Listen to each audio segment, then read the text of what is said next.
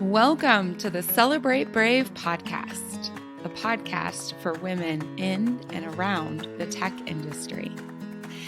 Every week, we dive into the conversations, frameworks, and best practices to help you stress less, work less, and earn a lot more. My name is Nicole Steinbach, your host and the International Bravery Coach for Women in Tech. Let's go.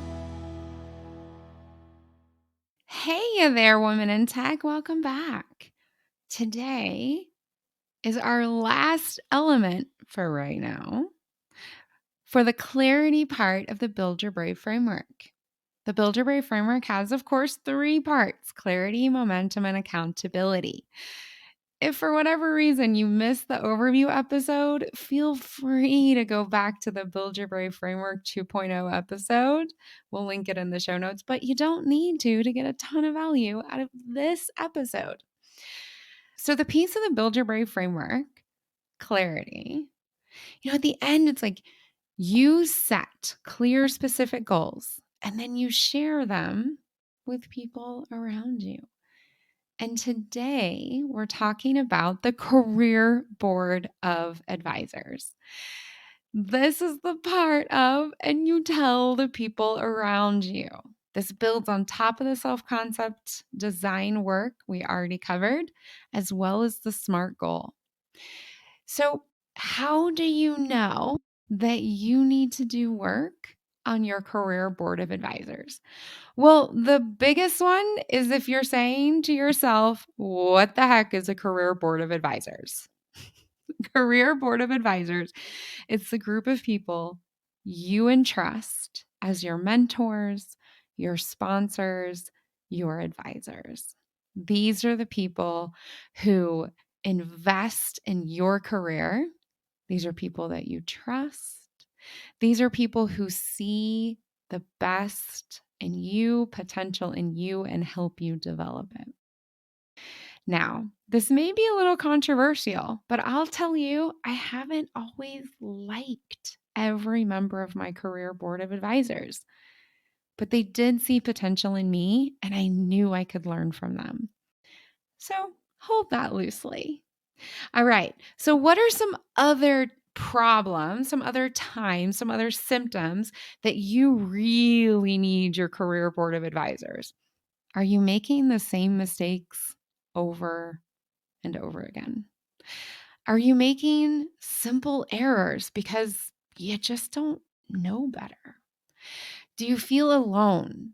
Do you feel like you have no one to turn to really talk to and discuss professional topics, professional situations, skill building, questions? Do you not get a heads up of incoming opportunities? If you're seeing opportunities get snatched up that could have been perfect for you, you are missing a Career Board of Advisors. And the last one, and super powerful, if you aren't constantly getting stretched and encouraged towards your SMART goal, into your self-concept, you need a Career Board of Advisors. And you may just need to shift it up a little bit or nurture it a little bit more. So, how do you establish and how do you nurture the best Career Board of Advisors for you? Well, first, you got to know your self-concept. You got to have a SMART goal, because here's what you do. You do a gap analysis. You take your SMART goal, you take your self-concept. Let's say that you need to become way more confident and assertive so that you can reach your SMART goal of being identified as a high potential. Then you need to have a mentor 1, 2, 3 who are the type of assertive, the type of confident that you want to be. That's also true for technical skills, conflict skills, crucial conversation skills, leadership skills, interpersonal skills, functional areas, growth areas, company size, regional, global, local, all of these things. You got to get clear on your gaps, your relationship gaps, your skill gaps. And when you have that gap analysis complete, or what you think is complete, then you start filling those gaps in with names. First the gaps, then the names. Who do you already know that can support you with working globally or becoming more confident or getting into an even better manager position or? You start mapping people you already know into those slots. And in my experience with all my clients, there's always empty spots. Always. So you start to work over time to identify people who can step into that gap for your career board of advisors. I'm going to stop here. So we're 3 steps into the process and there's 2 more. I want to tell you a quick story to illuminate this. So, career board of advisors, as I got more and more into executive, more into communications, more into leadership and delegation, I had a very specific group of people who were my type of confident, people who were fantastic managers and known for developing people up and then out of their teams into that individual's goal. I wanted to be like that. And that served me so well. But I felt this itch. I felt this need to grow as a human. I felt this need to be even more integrated with my values and my purpose. But I didn't know who could be on my career board of advisors to do that. It sounds so fluffy. But when I sat down and I did this work, I realized that there were 2 people already in my life who I experienced as living in their purpose, living in their values, having amazing careers, and building incredible lives, lives with families by their own design and hobbies.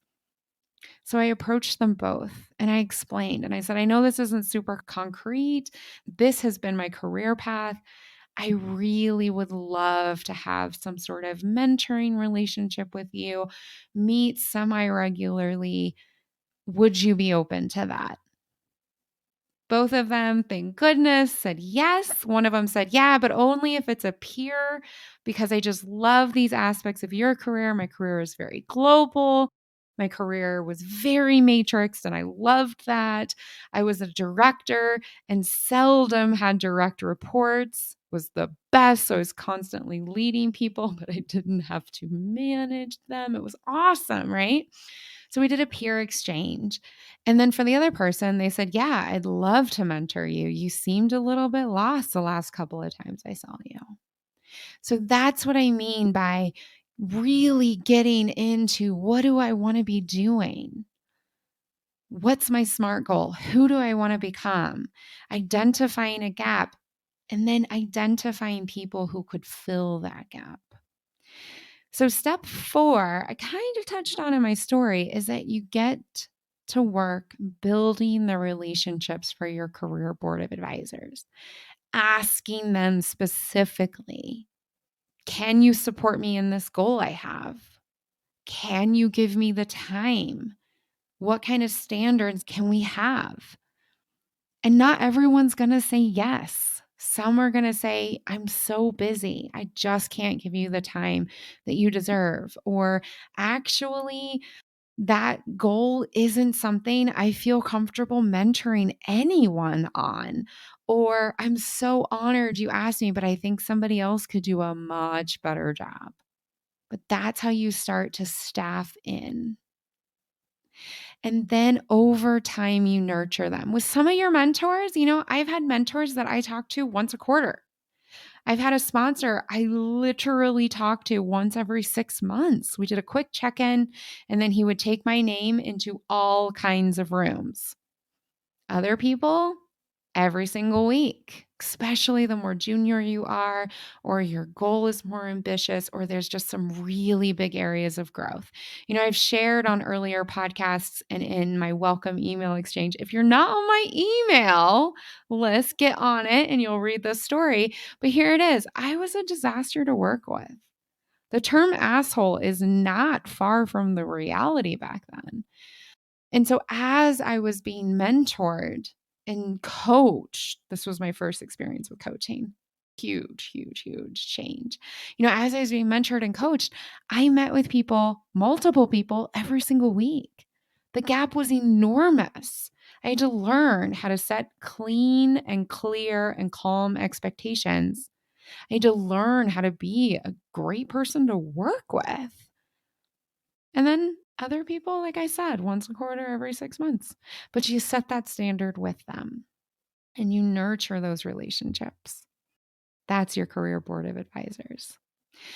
So why do you want to do this? Well, it's the exact opposite of the pain you're having if you don't have one. First of all, you discover way more. You see not only what you don't know how to do or how to be, but a great mentor also shows you what you don't know you don't know. Saves a lot of time, saves a lot of simple mistakes. You're going to get a heads up of incoming opportunities. You're going to be in the know and have the opportunity to grab it, to say, yeah, put my hat in that ring. I'm interested. You're going to have a leg up. You're going to save loads and loads of time because you're connected. You're not going to feel alone. You're not going to spin in confusion because you're going to have people to turn to, people you trust, people that believe in you, people who've been there, who've done that and know that you can too. And then, of course, you're going to get encouraged and you're going to get stretched. And best of all, your self-design, your self-concept, it's going to be real. Your SMART goal, you're going to achieve it.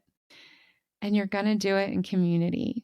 So when you celebrate, you'll be celebrating with your whole career board of advisors and everyone else. So, as requested, a little bit of homework. Over the next week, jot down every time you think of something you want to learn or you want to do better that you could really use mentorship for. Then start putting some names next to that.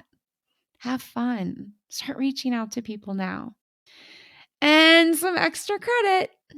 If you see someone that you could mentor so that they could reach their SMART goal, so they could become the person they want to become, offer it. Be the person who does that. All right. Career Board of Advisors. One of the key ways to make sure you are a woman in tech who has way less stress, works less, and earns a lot more. Till next time. Hey, before you go, our fellow women in tech really need these insights. So do them a favor, pop on over and leave a rating and a review on your favorite podcast platform. Help them find the Celebrate Brave podcast. All right, thanks a bunch. Until next time, brave it up.